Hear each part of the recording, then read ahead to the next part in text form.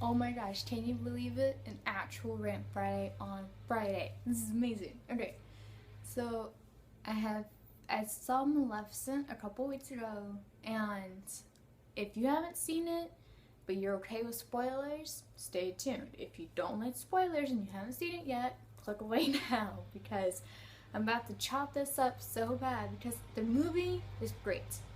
But I'm about to tell you some things that I noticed while watching the movie. And I'm sorry for the background, I think somebody's mowing the lawn. First, let me give you like a brief synopsis of Maleficent.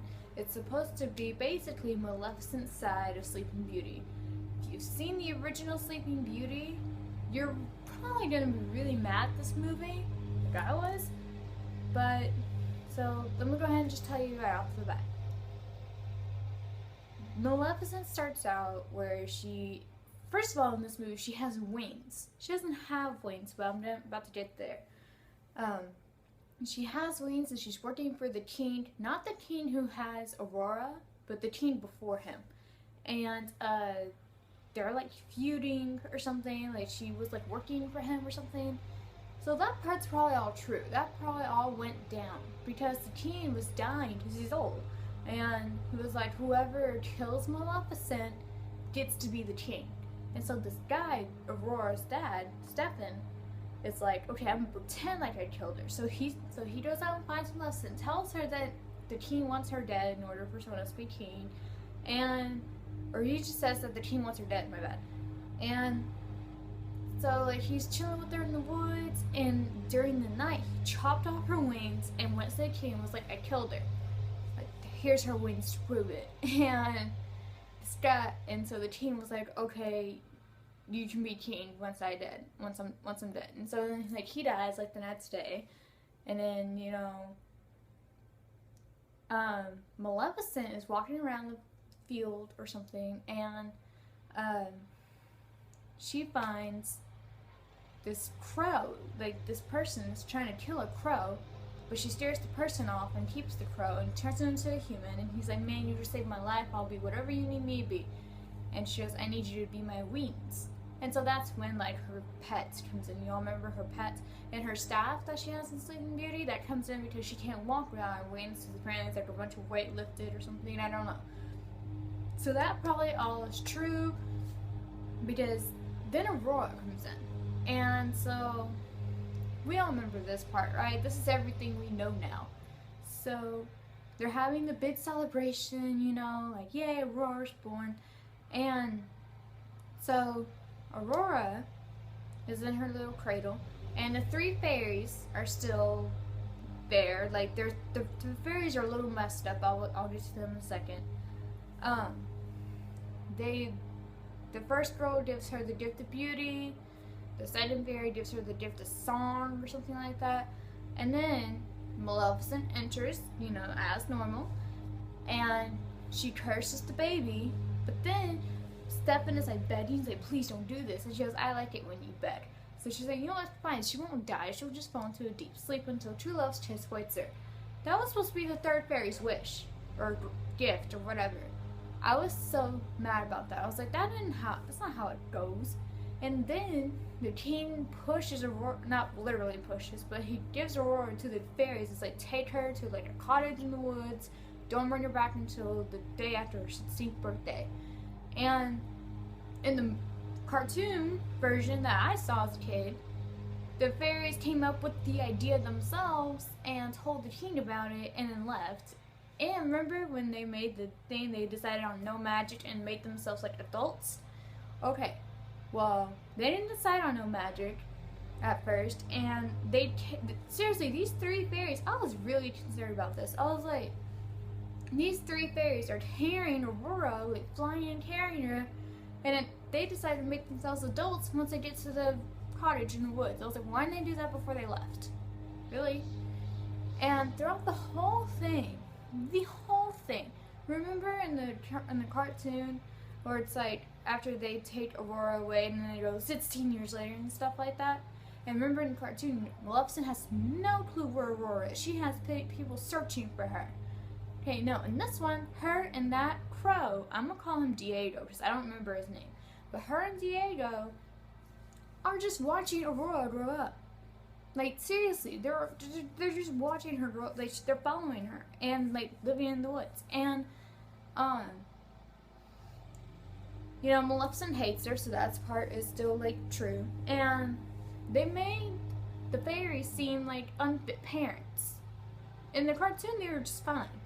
In this one, they were always fighting. They let Aurora run, because Aurora was starting to run around, being the kid, you know, like, I'm gonna run, and, like, and ran off a cliff, but Maleficent saved her, and, like, that crap didn't happen. Like, what? And there was also this one part where Aurora was, like, 4 or something, and was running around the woods and gave Maleficent a hug. In the cartoon, Aurora and Maleficent never even meet until her 16th birthday. She sees Maleficent's face once before she puts her finger on the spinning wheel. That's what happens in the cartoon. In the movie, Maleficent is like Aurora's caretaker, pretty much. Like, it was so weird. And, sorry. So, there you go. So, and Aurora was like sitting there chilling, talking to Maleficent and stuff, and she's like, I want to live with you. Like, I'm gonna go talk to my aunties right now, and I'm gonna go live with you. She's like, okay. And so she runs, and so she's about to go out the woods, and the Prince Philip, y'all remember Prince Philip? He's still there. He sees her. He's like, wow, hi. And then she's like, hi. I'm like, it's like the awkward confrontation, you know, like someone really cute's talking to you, so like whatever. And so she goes, and then the fairies tell her that she's been cursed, and then she goes to Maleficent, and it's like, is this true? Was it you who cursed me? Like, what happened here? And Maleficent's like, yes, I cursed you. I'm sorry. And so Aurora runs back to the palace. Okay, I'd like to point out that in the cartoon, she ran back to the castle because the fairy said no, she couldn't be with a guy she just met. In the movie, she ran back to the castle upset because she couldn't live with Maleficent in the woods. And so she ran back in there. Remember in the movie when Aurora came home and everyone was excited and stuff? No, the King Stefan had gone crazy. And he sees her, he's like, you're not supposed to be here, and locks her in a room. He wasn't even excited to see her. That's his daughter he hasn't seen for 16 freaking years. Like, what type of dad are you? And so she's in there, and then Maleficent realizes that it's her 16th birthday, so she needs to go save her because Maleficent has now had a change of heart. Maleficent stays evil through the whole thing in the cartoon. She does not have a change of heart ever.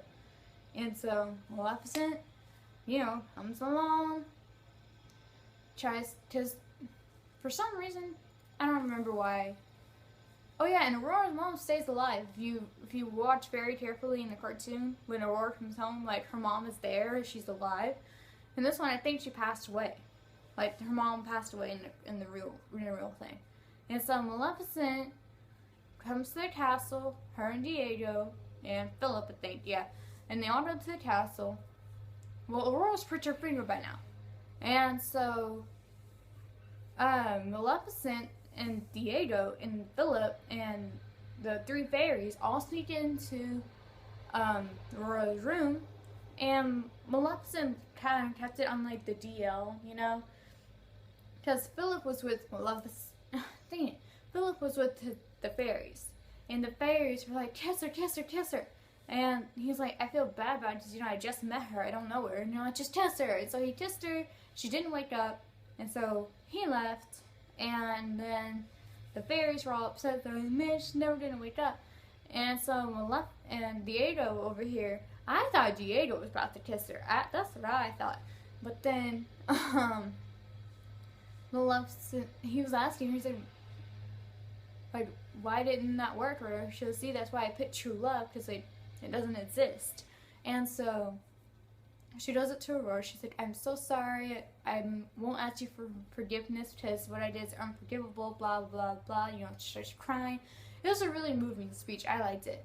But, you know, I'm just trying to get through the thing. And she kissed her forehead and she turned around and was about to leave, and Aurora woke up and was like, Maleficent, you know, and so that's how Aurora woke up, and I was like, oh, cool, okay, it's over. No, Maleficent, okay, little backtrack, when they snuck into the castle, Maleficent was wearing her signature dress, okay? She was wearing her signature dress. And so she walks in, you know, to the castle with the dress on. Well, Stefan and everybody finds out that Maleficent's in the castle, and so they start fighting, and apparently when Stefan cut off Maleficent's wings, he put them in a box or something. Like he put them away, but they're easily accessible. And so a whole fight scene happens, like a whole fight scene. And remember how Maleficent was supposed to be the dragon? No, she made Diego become like a dragon and stuff like that. So the whole time they're fighting, Aurora wants to help, you know, because like that's her motherly figure, and like, you know, she wants to live with her and stuff like that. So Aurora tries to fight, tries to like stop it, but Maleficent's like, no, Aurora, run. And so she runs into Stefan's room, finds the wings, lets them go, and they make her way to Maleficent. And when Maleficent gets her wings, she is somehow, I don't know how that happened, but somehow Maleficent was in like this rockin' pant tight leather suit thing. Like, it looks cool. I will give her that. It looks cool, but that was not, how is that possible? That's what I want to know. Just because you have wings, you no longer wear a dress? I don't understand. But, and then the movie ends with Maleficent and Diego taking in Aurora into the woods, and Stefan died, and there's narration throughout the whole thing. Sleeping Beauty was narrating the whole thing. It wasn't even Maleficent who was narrating. I got so mad. I was like, no wonder this movie's off track. Aurora was a baby when all this happened. She doesn't remember crap.